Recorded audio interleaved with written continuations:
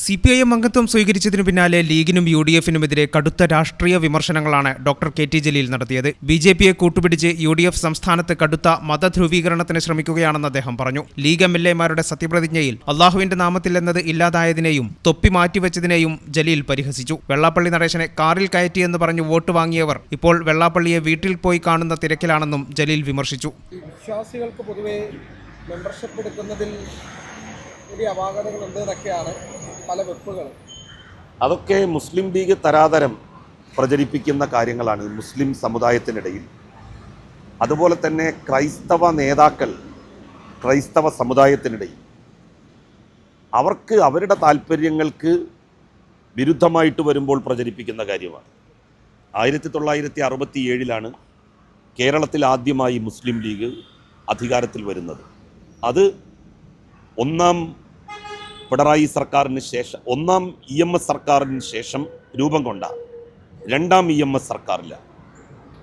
ആ രണ്ടാം EMS സർക്കാരിൽ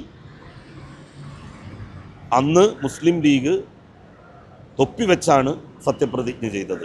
ആ മന്ത്രിസഭയിൽ അള്ളാഹുവിൻ്റെ നാമത്തിലാണ് സത്യപ്രതിജ്ഞ ചെയ്തത്. അവരെ ആരും വിലക്കിയില്ല. എന്നാൽ അവർ തന്നെ ഇടതുപക്ഷത്തെക്കാൾ മതനിരപേക്ഷം എന്ന് പറയുന്ന ഒരു സർക്കാരിൽ എങ്ങനെയാണ് സത്യപ്രതിജ്ഞ ചെയ്തത്? കഴിഞ്ഞ നിയമസഭാ തെരഞ്ഞെടുപ്പിൽ MLA-മാർ സത്യപ്രതിജ്ഞ ചെയ്തപ്പോൾ വരെ അള്ളാഹുവിൻ്റെ നാമത്തിൽ സത്യപ്രതിജ്ഞ ചെയ്ത ലീഗ് MLA-മാർ, ലീഗ് മന്ത്രിമാർ എന്താണ് അള്ളാഹുവിനെ വിട്ട് ദൈവത്തിലേക്ക് മാറിയത്? എന്താണ് തൊപ്പി മാറ്റിയത്?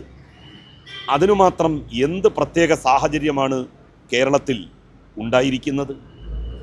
ഇടതുപക്ഷം ഭരിക്കുമ്പോൾ പോലും അള്ളാഹുവിൻ്റെ നാമത്തിൽ സത്യപ്രതിജ്ഞ ചെയ്യാൻ ലീഗ് MLA-മാർക്ക് യാതൊരു മടിയും ഉണ്ടായിട്ടില്ലല്ലോ. അവർക്കതിന് പ്രതികൂലമായ ഒരു സാഹചര്യവും ഉണ്ടായിട്ടില്ല. അവരാ കാര്യം വ്യക്തമാക്കണം. പാർട്ടി കടുത്ത പ്രതിസന്ധിയെ അഭിമുഖീകരിക്കുന്ന ഘട്ടങ്ങളിൽ അതിന്റെ ഭാഗമാകുക എന്നത് തന്റെ രാഷ്ട്രീയ ചുമതലയാണെന്നും അത് മനസ്സിലാക്കിയാണ് CPIM അംഗത്വം സ്വീകരിച്ചതെന്നും ജലീൽ വ്യക്തമാക്കി. ലീഗിന്റെ മതപരമായ നിലപാടുകളിലെ ഇരട്ടത്താപ്പിനെയും ജലീൽ പരിഹസിച്ചു. ഇപ്പോ BJP രാജ്യം ഭരിക്കുന്നത് കൊണ്ട്, BJP-യുടെ ഗവർണർ കേരളത്തിൽ സത്യപ്രതിജ്ഞ ചൊല്ലിത്തരുന്നത് കൊണ്ട് ഞങ്ങളുടെ മന്ത്രിമാർക്ക് ദൈവനാമത്തിൽ സത്യപ്രതിജ്ഞ ചെയ്യേണ്ടി വന്നു, അള്ളാഹുവിനെ ഉപേക്ഷിക്കേണ്ടി വന്നു. അതുപോലെ തന്നെ തൊപ്പി ഞങ്ങൾക്ക് ഉപേക്ഷിക്കേണ്ടി വന്നു എന്നുള്ള കാര്യം ലീഗ് വ്യക്തമാക്കട്ടെ. അങ്ങനെ ഒരു സാഹചര്യം ഇവിടെ സംജാതമായിട്ടുണ്ടോ? അവർ വളരെ തെറ്റായൊരു മെസ്സേജാണ് ജനങ്ങൾക്ക് നൽകുന്നത്. തൊപ്പി വെച്ച് ആയിരക്കണക്കിന് ലക്ഷക്കണക്കിന് വിശ്വാസികൾ നടക്കുന്നുണ്ട്. അവരോടൊക്കെ ഇനി പറയാൻ പോകുന്നത് തൊപ്പി ഒരു പ്രധാനപ്പെട്ട കാര്യമല്ല. ലീഗുകാർ ഇതുവരെ തൊപ്പി വെച്ചായിരുന്നു സത്യപ്രതിജ്ഞ നടത്തിയിരുന്നത്. അള്ളാഹു എന്ന് നിങ്ങൾ പറയേണ്ടതില്ല, പ്രത്യേകിച്ച് സ്പെസിഫൈ ചെയ്ത്. ദൈവം എന്ന് പറഞ്ഞാൽ തന്നെ അത് പർപ്പസ് പൂർത്തിയാകും എന്ന് കരുതുന്ന ആളാണ് ഞാൻ.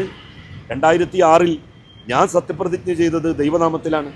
അന്ന് അതിനെ ശക്തമായി എതിർത്തവരാണ് മുസ്ലിം ലീഗുകാർ. 2006 മുതൽ CPIM സഹയാത്രികനായ KT ജലീൽ ഇതുവരെ ഔദ്യോഗികമായി പാർട്ടി അംഗത്വം സ്വീകരിച്ചിരുന്നില്ല. പലപ്പോഴും അംഗത്വം സ്വീകരിക്കുന്നതിൽ നിന്ന് ഒഴിഞ്ഞുമാറിയ ജലീൽ കഴിഞ്ഞ ദിവസമാണ് താനും ഭാര്യയും CPIM അംഗത്വം സ്വീകരിച്ച വിവരം സമൂഹമാധ്യമങ്ങളിലൂടെ അറിയിച്ചത്. തന്റെ പൊതുജീവിതത്തിൽ വലിയ പിന്തുണയും കരുത്തും നൽകിയ രാഷ്ട്രീയ പ്രസ്ഥാനമാണ് CPIM എന്നും ഈ ബന്ധം ഒരിക്കലും ദുർബലമായിട്ടില്ലെന്നും അദ്ദേഹം വ്യക്തമാക്കി. ജലീലിന്റെ ഈ പൂർണ്ണ തോതിലുള്ള പാർട്ടി പ്രവേശനം വരും ദിവസങ്ങളിൽ മലബാർ രാഷ്ട്രീയത്തിൽ വലിയ ചർച്ചകൾക്ക് വഴിവെക്കുമെന്നുറപ്പാണ്. ഈ ചാനൽ ന്യൂസ്, മലപ്പുറം. 15 വർഷങ്ങളായി ഈ തിളക്കം നമ്മെ ഭ്രമിപ്പിക്കുന്നു. 15 വർഷങ്ങളായി ഈ വ്യത്യസ്തത നമുക്ക് ആത്മവിശ്വാസം നൽകുന്നു. 15 വർഷങ്ങളായി നമ്മുടെ ആഘോഷങ്ങളിൽ ഈ പാരമ്പര്യവും പങ്കാളികളാണ്. ഒരു ദേശത്തിന്റെ ആഭരണ സംസ്കാരം രൂപപ്പെടുത്തിയവർ.